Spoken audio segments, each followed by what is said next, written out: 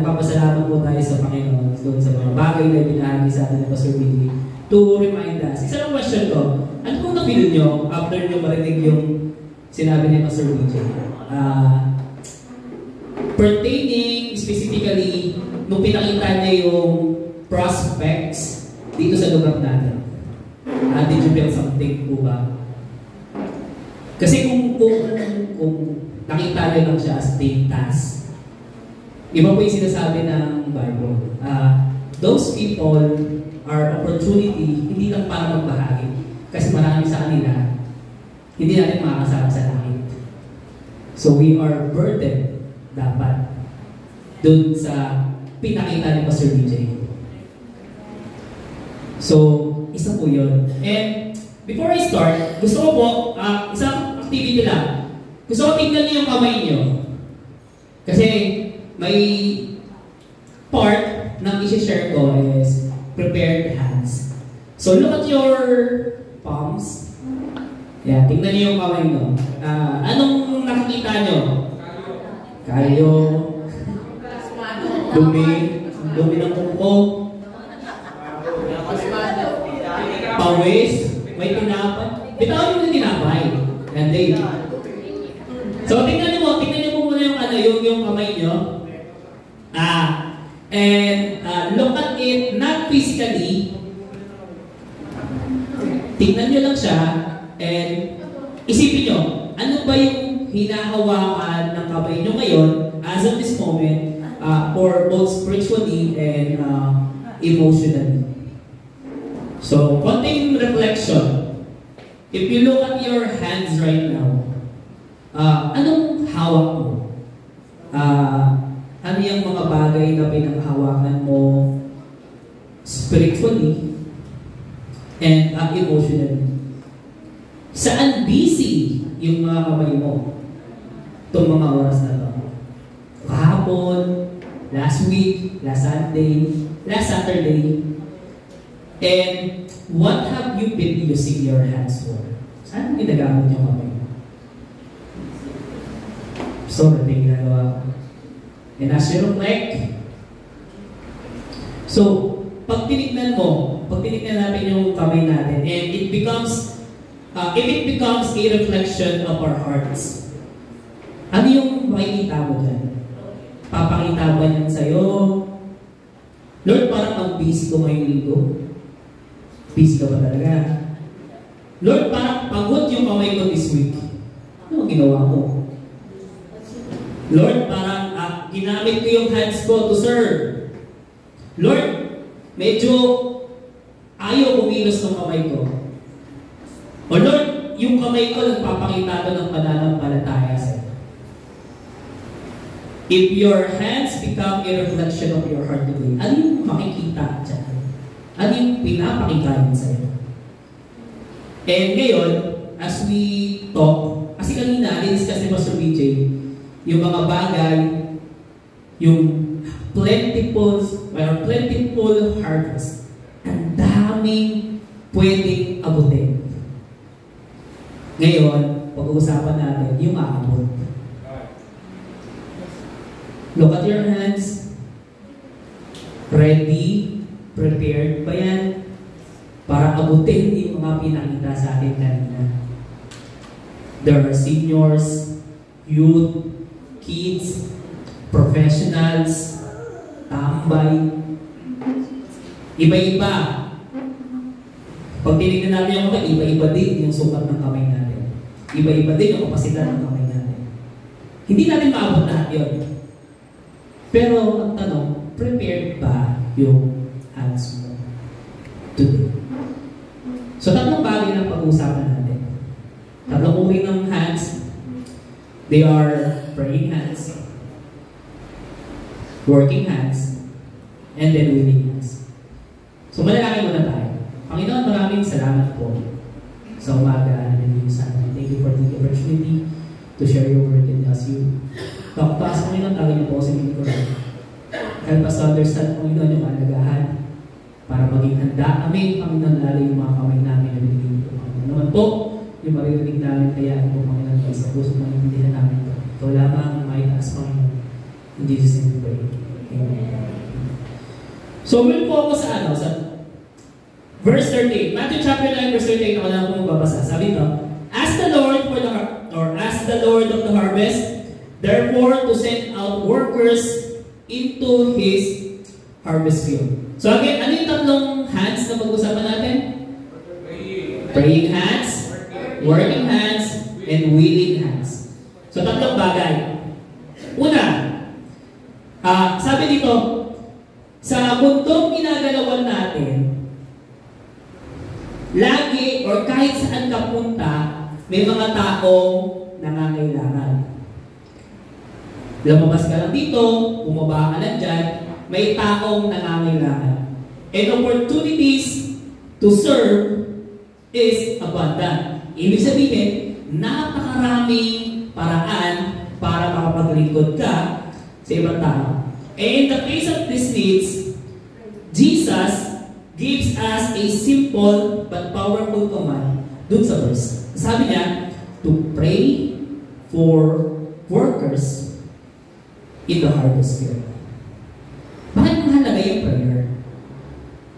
Bakit mahalaga? So praying hands help us to seek God's direction. Tanong ko kanina, ano yung naramdaman nyo nung pinakita ni Pastor BJ yung prospect, yung datas ng barangay? Did you feel burdened? Dami palang hindi nakakakilala sa Panginoon dito. Ang dami palang taong nilalapit ng Panginoon sa akin. Or did you see it as, ang dami naman dapat siya? Nakakapagod yan. That's why mahalaga yung praying hands. Kasi kung hindi mo isisik yung direction ng Panginoon, ang mangyayari sa iyo, magtatrabaho ka lang nang wala kang sahod. Sino dito na try nang magtrabaho nang walang sweldo? Yung OTT1. O kaya yung may pinagawa sa iyo pero in-expect mong babayaran ka pero hindi ka binayaran. Di ba nakakasama ng loob? That same thing will happen kapag ikaw hindi mo sinisik yung ginagawa or pinapagawa sa iyo ng Panginoon. Mag-burn out ka na. Kaya marami sa atin, napapagod mag-ministry kasi hindi naman yan yung pinapagawa sa iyo ng Panginoon, nakikisali ka na. Pag masaya, pag enjoy, andun ka. Pagka hindi, wala ka. Kasi hindi mo naintindihan yung direction na gusto ng Panginoon puntahan. That's why mahalaga yung praying hands. Kaya nga sabi ng Panginoon, unang-unang gagawin, manalangin ka. Panginoon, sino po yung gusto mong abutin ko today? Baka maabot ka ng mga taga rito, pero sabi ng Panginoon, abutin mo muna yung kapatid mo, abutin mo muna yung nanay-tatay mo, yung anak mo, yung pamangkin, yung apo, yung kapitbahay mo. If you don't pray for it, sali ka lang, sali kit-kit. Hindi naman masama mag-volunteer. Hindi masama mag-ministry. Dapat nga yun. Dapat. Kaso ang tanong, ngayon ba yung pinapagawa sa inyo ng Panginoon? And how will you know? Pray for it. Sabi nga, Jesus begins with a command to pray. Sabi sa verse, di ba? Panalangin mo na, dami ng harvest, dami pinakita ni Pastor BJ. Ngayon, ang gawin mo ngayon, oras na to, panalangin mo, Lord, gusto mo pa sumama ako doon para abutin niya. Sa mga susunod Saturdays, meron tayong visitation, panalangin mo, Panginoon, gusto mo bang sumama ako doon? Lord, may mga taong dinadala ka sa buhay ko. Ano yung gusto mong gawin ko? And then if you understand yung God's direction sa buhay mo, madali na isusunod. Sabi, prayer aligns our hearts with God's mission. Bakit hindi tayo nababurden dun sa mga taong dinadala ng Panginoon sa atin? Basta kasi masama ugali yan eh. Basta kasi ayaw mo, baka hindi yan nagbago eh. Alam niyo bakit hindi kayo nababurden? Bakit hindi kayo napupush share sila? Kasi hindi nyo sila pinapanalangin. If you pray for them, mababurden ka. Kakausapin ka ng Panginoon. And then, without prayer, we can't be effective in the work of God. Pwede kang magaling, pwede ikaw yung pinakamagaling mag-gitara dito, pero again, kung hindi mo sinisik through prayer yung direction ng Panginoon, magaling ka lang. Talentado ka lang. Magaling ka kumanta. Siguro lalapitan ka ng mga tao. Pero at the end of the day, kung hindi yan yung pinapagawa sa iyo ng Panginoon, sayang.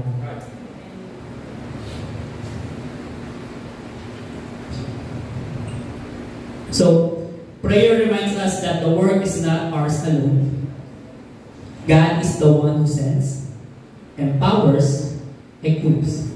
We are simply His hands and feet. And kapag ka nananalangin ka sa Tagalog, naiintindihan mo, nakakapagod man yung ginagawa mo, pero hindi ka nag-iisa. Di ba ang sarap sa pakiramdam pag nalaman mo, pinapanalangin ka ng kapatiran mo? Same thing din. Pag nananalangin ka, nanausap mo, Panginoon, ilang beses ko lang sinaran itong tao na ito. Panginoon, itong anak ko, tigas na ulo. Panginoon, yung asawa ko. Panginoon, yung pamangkin ko, yung kapitbahay namin, ilang beses ko sinaran, nag-away namin, nagdebate na kami. But if you keep on praying, you'll understand si Lord ang kikilos. You are just His hands and feet. Panginoon ang nagliligtas, Panginoon ang kakausap, Panginoon ang magbabago dyan. All you need to do is be His hands and feet. Now, tanong, are you praying for workers? Are you praying for yourself? Pinipray mo ba na, Lord, dapat makasama ko dyan. Lord, gusto ko maging part niyan. Tulungan mo, iayos yung puso ko para maging excited. Bakit? As we pray, tandaan natin that prayer isn't just about asking for help. Kasi alam ng Panginoon lahat ng pangangailangan mo. It's about aligning our will with God's mission. Kung nananalangin ka, tinatama mo yung puso mo sa gustong ipagawa sa iyo ng Panginoon. So that's praying hands. Pero sabi nga, but prayer isn't the end. Simula pa lang yun. Yun pa lang yung unang pinapagawa ng Panginoon. Now, if you pray and you figure out ano yung direksyon na pinapapuntahan sa iyo ng Panginoon, next is, ano yung pangalawa? Working hands. Serving with action. Pag binasa niyo yung verse after ng chapter na yan, in Matthew chapter 10, verse 1 to 5, sabi niya, kung ano lang mapapasa, and when He had called unto Him His disciples, He gave them power against unclean spirits to cast them out and to heal all manner of sickness and all manner of disease. Now the names of the 12 apostles are this. The first, Simon, who is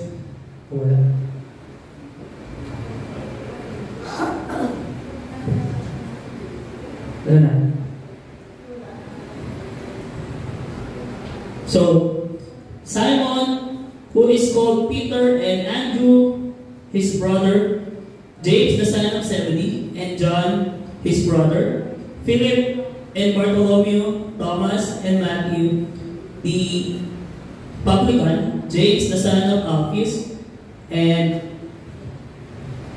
Lebbaeus, whose surname was Thaddeus, Simon the Canaanite, and Judas Iscariot, who betrayed Jesus, or who betrayed him. These 12 Jesus sent forth and commanded them, saying, Go not into the way of the Gentiles and into the city of the Samaritans, enter ye not. Now, after ikumaan ng Panginoon na panalangin nyo yung mga laborers. Anong ginawa ng Panginoon? He sent them. Ngayon, hindi ka lang dapat nananalangin. Dapat, meron ka ding working hands. Sabi dito, after Jesus commands us to pray, He immediately calls us to action. Jesus didn't just ask His disciples to pray about the harvest. He sent them out. Ngayon, nandito tayo, naka-aircon, magpipray tayo mamaya, Lord, gamitin niyo kami. Anong next? Gaya ng ginawa ng Panginoon. After niya sabihan, manalangin kayo, panalangin niyo yung mga harvest, panalangin niyo yung mga taong gagamitin ng Panginoon para bahagian sila. Ngayon, pag sinabi ng Panginoon, go. Dapat meron tayo working hands. The harvest isn't just about watching from the sidelines, it's about actively working in the field. Hindi lang yung tagapalakpak. Wow, ang dami natin sa church this Sunday. Anong mayroon pang bisita dyan na ikaw yung nagdala? Wow, ang dami na palang Bible study pinakita. Ang dami natin small group. Tanong, kasali ka pa doon? Wow, ang dami nating seed group. And this year, we're planning mas dagdagan, doblehin. Sabi ko nga sa youth core namin, na-excite kami na bawat isang youth core may sariling Bible study, may sariling disciples. Tapos next year, o kaya next meeting namin, doble na yung number namin. Nakaka-excite pag puno yung church. But ask yourself, nice one ka lang ba? Wow, ang dami na rin ngayon. Darating ka na Sunday, uwi ka after. Ganun ka lang ba? Or will you be one of those na mag-work para mag-invite, mag-share, mag-small group, mag-disciple? Working hands. After praying for God's direction, are you willing to have a working hands na gagamitin ng Panginoon for them? Sabi, we are not spectators in God's kingdom. We are workers. Lahat tayo.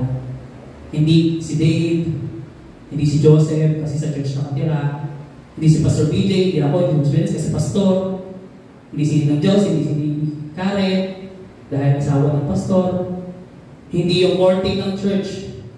Sabi ng Bible, we are all workers. And Jesus empowers us to do the work He's called us to. Working hands, hindi ko lang ano yung kaya mong gawin sa kamay na meron ka ngayon. Kamay meaning estado, situation, lugar kung nasan ka ngayon. I don't know. Kasi hindi ko naman alam kung ano yung binigay sa'yo ng Panginoon eh. But one thing is for sure. He empowers you or He put you in that place kasi gagamitin ka niya dyan. Sa school, sa work, sa lugar nyo, sa baba, binigyan ka niya ng anak, ng asawa, ng pamangkin, ng apo, ng kapitbahay, kasi may plano yung Panginoon at may gusto siyang gawin ka dyan. Again, Jesus empowers us to do the work He's called us to. No, paano? Balik tayo sa una. Pray hands. Seek God's direction. At kapag pinakita sa iyo ng Panginoon yung direksyon na gusto niyong puntahan, sa IBC Manila, pinakita ni Pastor BJ.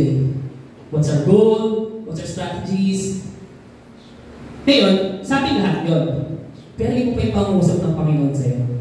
Baka gusto ng Panginoon muna magbawas ka sa family mo. Kasi ikaw lang nandito. Baka gusto ng Panginoon, pag nag-visitation tayo, kasama niya yung mga, gusto niya kasama mo yung mga anak mo, yung asawa mo. sama ka lagi sa visitation, pero sinasabi sa ng Panginoon, share mo muna yung asawa mo, dali mo muna sa church. Yung anak mo, tigas-tigas ng ulo. Pastor, kayo nga magbahagi.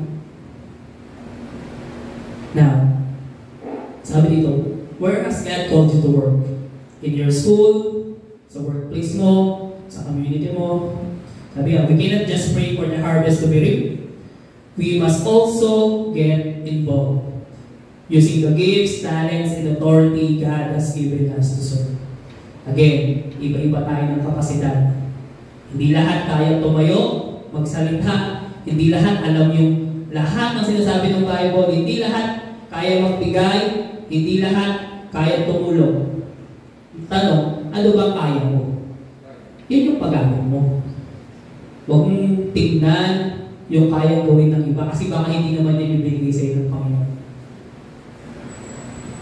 Action without prayer leads to burnout. But prayer without action is incomplete. Both go hand in hand. Ngayon, kapag puro ka lang ministry, hindi mo nang pinapanalahan yung ginagawa, hindi mo pinakausap si Lord, mapapagod ka talaga. Kaya kami nga nawawala sa ministry. Kasi, gawa lang sila ng gawa. Hindi nila pinapanalangin. Hindi naman pala yung pinapagawa sa kanila ng Panginoon, napapagod sila. Now, both prayer and working go hand in hand. And then lastly, after mo manalangin, after mo mag-work, ito pinakamalaga, willing hands. Obeying God's call. Isaiah chapter 6 verse 6 sabi, Then I heard the voice of the Lord say, Whom shall I send? And who will go for us? And I said, Here I am, send me. True service begins with a willing heart. Sino dito gumawa ka na ng isang bagay na ayaw mong gawin pero napipilitan kang gawin?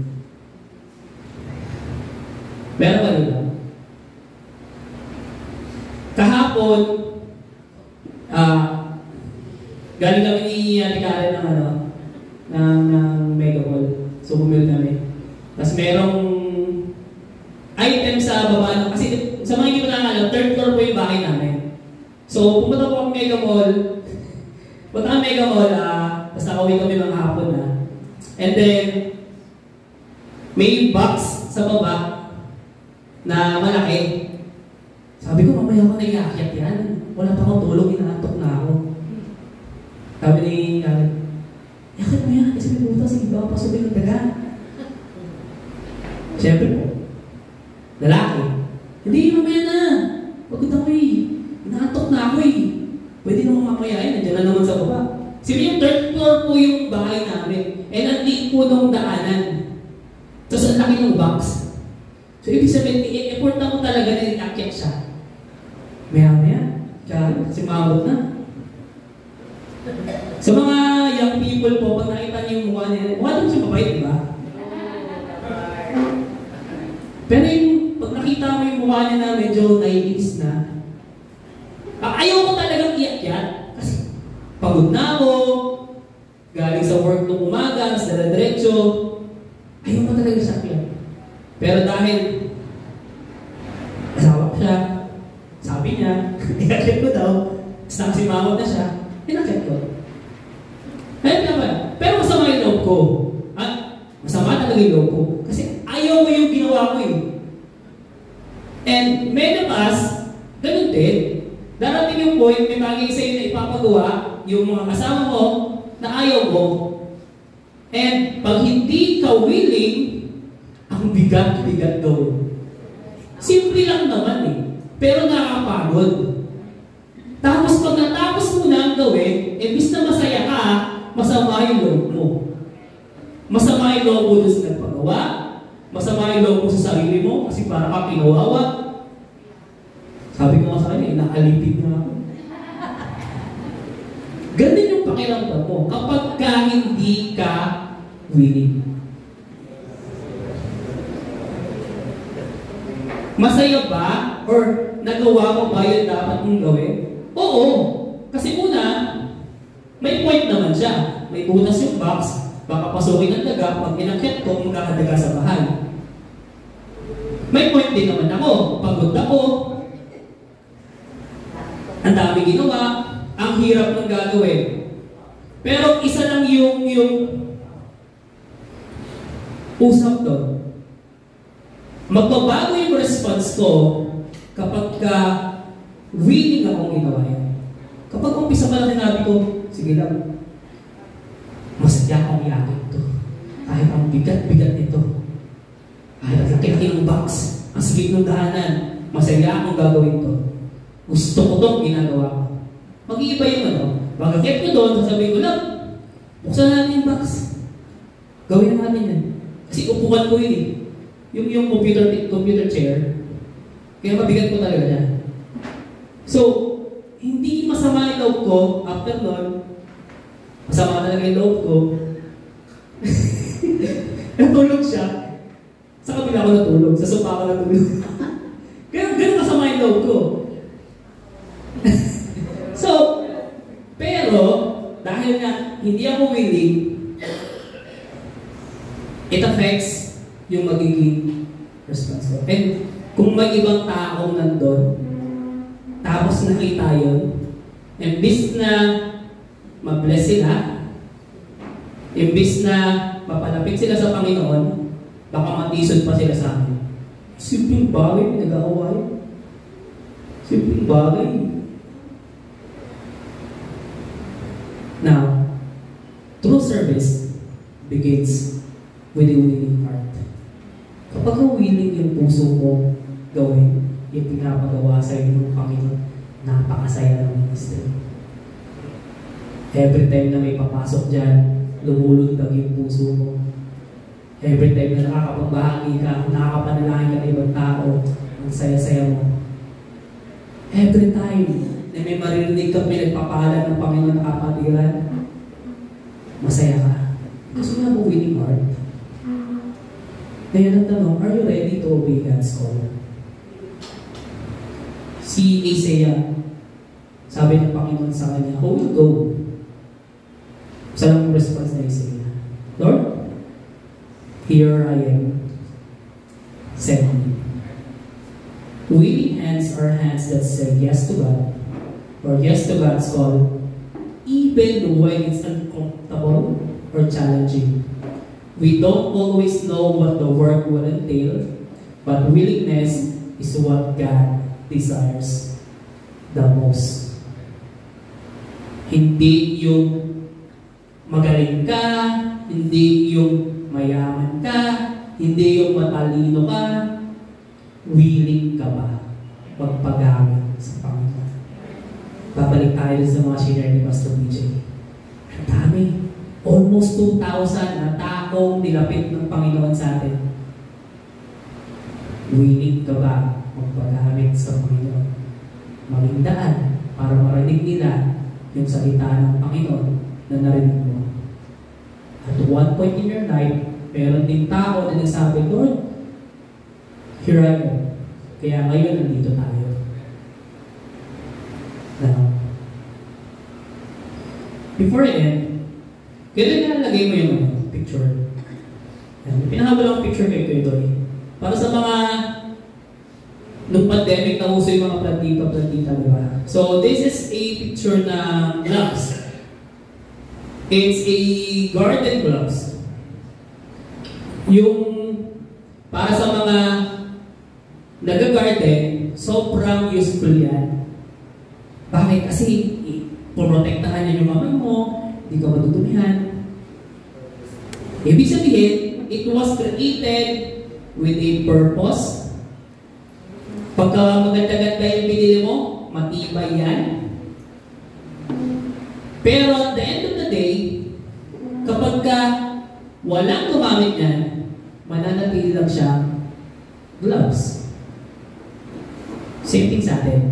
Kahit na sobrang galing mo, kahit na sobrang talento mo, kahit lagi kang nasa church, kahit lagi kang sumasama sa mga ministry, Kung hindi mo hahayaan, sabi nga, kung hindi mo hahayaan na Panginoon yung pumunok sa'yo, yung gumamit sa'yo, mananatili ka lang, gloves, nakatambak. Napansin niyo po sa shinare ni Pastor DJ, karamihan sa mga small groups, seed groups, growth groups natin, workers ng church yung kumikilos. Masaya, good news kasi kumikilos eh. Malungkot kasi hindi tayo lahat kasama. Ngayon, ang tanong, are you willing to be used by God? Pag tinanong niya, visitation tayo sa Saturday, visitation tayo next Sunday, are you gonna answer, "Here I am, Lord, send me"? Sabi ng Panginoon, share mo yung anak mo, yung apo mo. Huwag mong share ng galit, huwag mong share ng sermon. Share mo salita ng Panginoon. Ang sagot mo ba, "Here I am, Lord, send me"? Yung classmates mo, yung katrabaho mo, yung kasama mo sa bahay, yung kapitbahay mo, sabi ng Panginoon, share mo. Sagot mo ba, "Lord, kasi ganito din po"? Or will you answer, "Here I am, Lord, send me"? Sabi dito sa last point, God doesn't equip, He equips the called. Prepare your hands, and He will use them for His harvest. Hindi tinatawag ng Panginoon yung magaling. Hindi tinatawag ng Panginoon yung mayaman. Hindi tinatawag ng Panginoon yung matalino.